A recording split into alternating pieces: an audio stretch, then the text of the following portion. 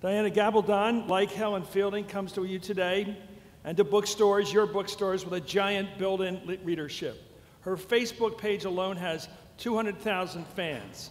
This December, she's coming out with Written in My Heart's Blood, the latest volume in her multi-million best-selling Outlander series. Salon has called this series the smartest historical sci-fi adventure romance story ever written. Well, the San Francisco Chronicle, my old newspaper, said, it is a large canvas that Gabaldon paints filled with marvelous and fantastic adventures, perfect escape reading. Continuing the Outlander saga, the author takes her characters this time into episode through revolutionary Philadelphia as a new army is sweeping through the city amid brewing violence and exciting romance. Miss Diana Gabaldon.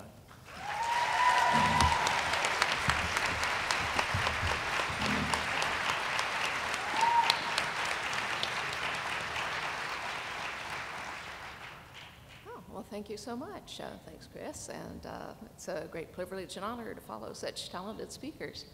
I was looking out over the sea of faces and thinking that this reminds me very much of one of my college classes. I used to be a university professor before I jumped the rails and began writing novels.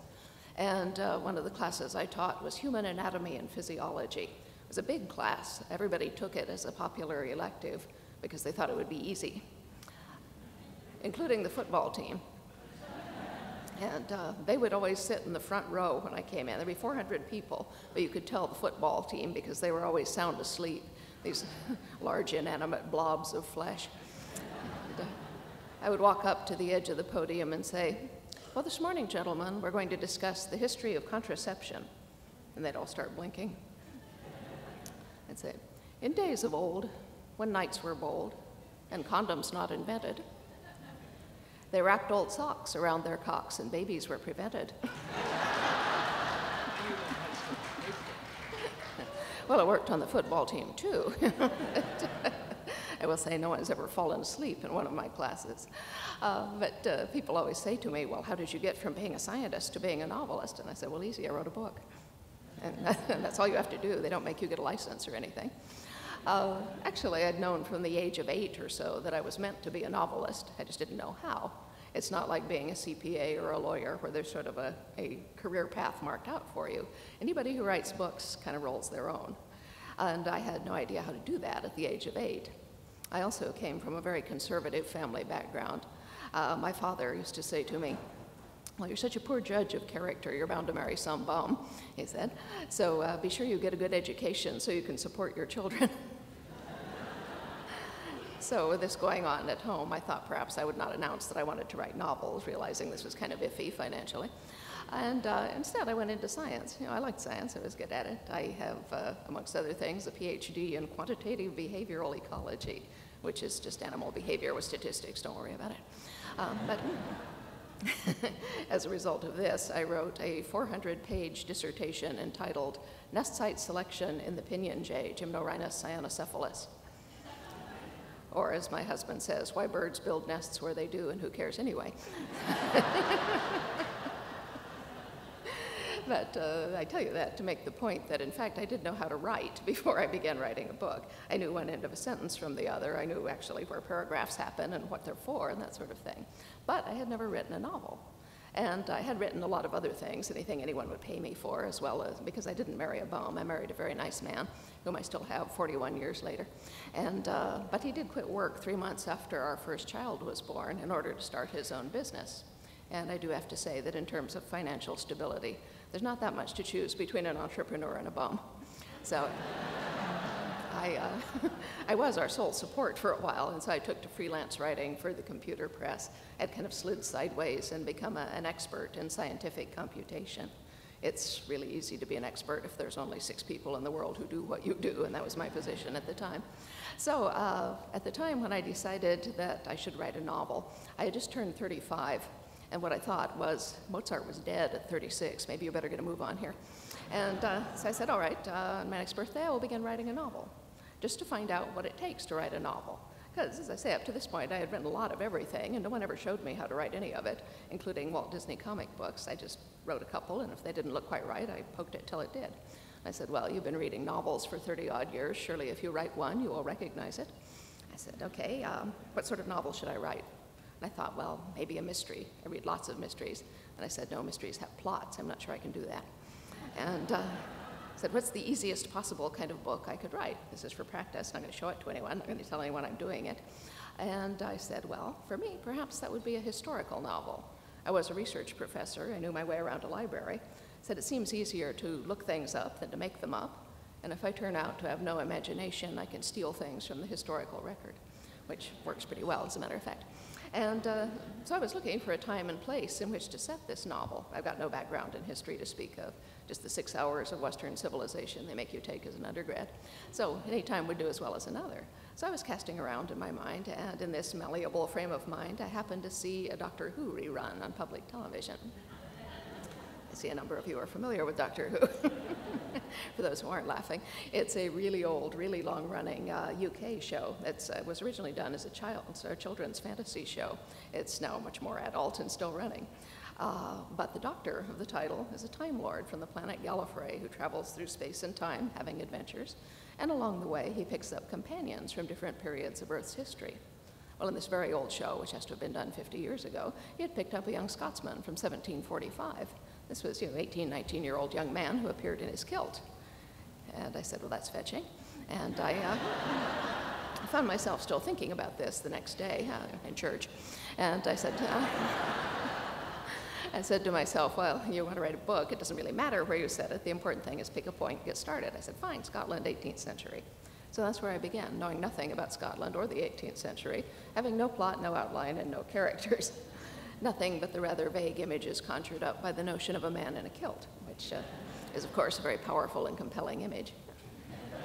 A few years ago, my 6th book was a very lucky one for me. It opened on a lot of bestseller lists, and it won me the Corina International Prize for Fiction, which is very cool. I got to go to Germany to accept it, and while I was there, was interviewed by everyone in the German press, from the tabloid newspapers up to the equivalent of Vanity Fair. And after a week of this, I was sort of going like this, and I was interviewed by one of their literary journalists. And he said, oh, I've read your entire work. Your imagery is tremendous. Your characters are so 3D. Your narrative is just marvelous. And I'm thinking, yes, yes, go on. And instead, he paused and he said, I'm just wondering, could you explain to me what is the appeal of a man in a kilt? Well, he was a German, And I was really tired, or I might not have said it. I just looked at him for a minute, trying to think, what is the appeal of a man in a kilt? And I said, well, I suppose it's the idea that you could be up against a wall with him in a minute.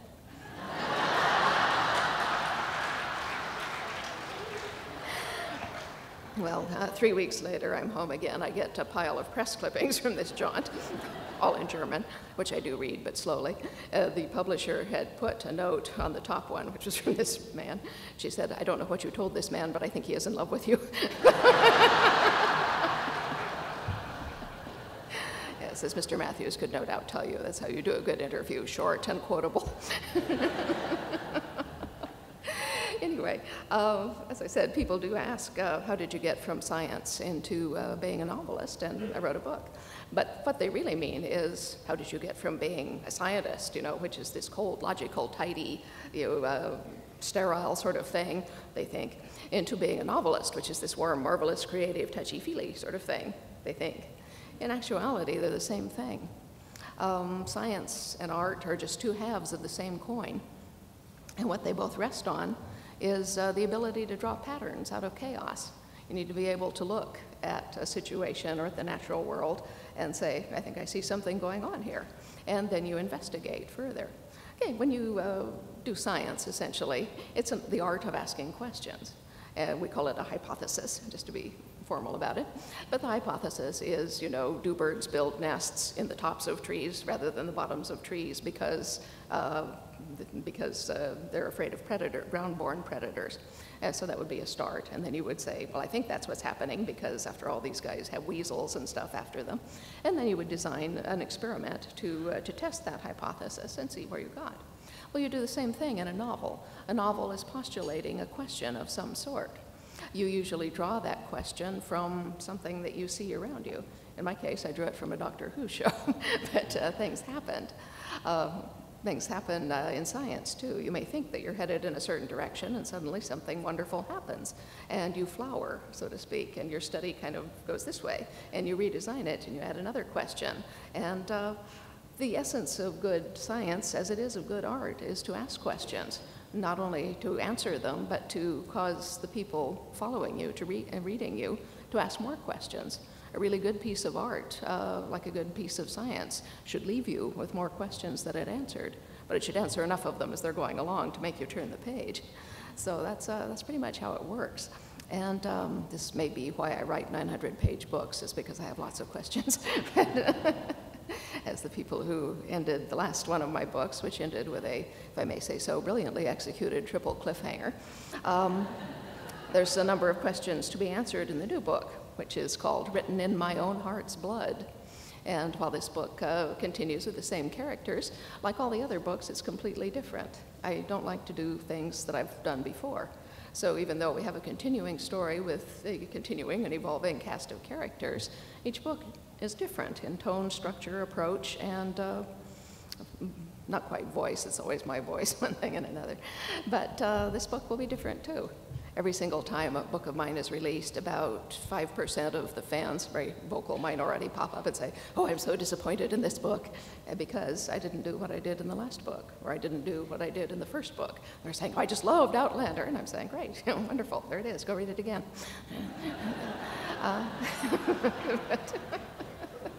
And a lot of them do. So far, I think the world record is 43 times for some woman in Australia.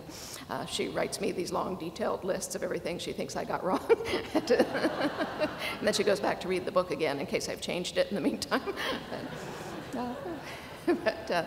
Anyway, speaking of questions and so forth, the main question, well, there are two main questions that people ask whenever I talk.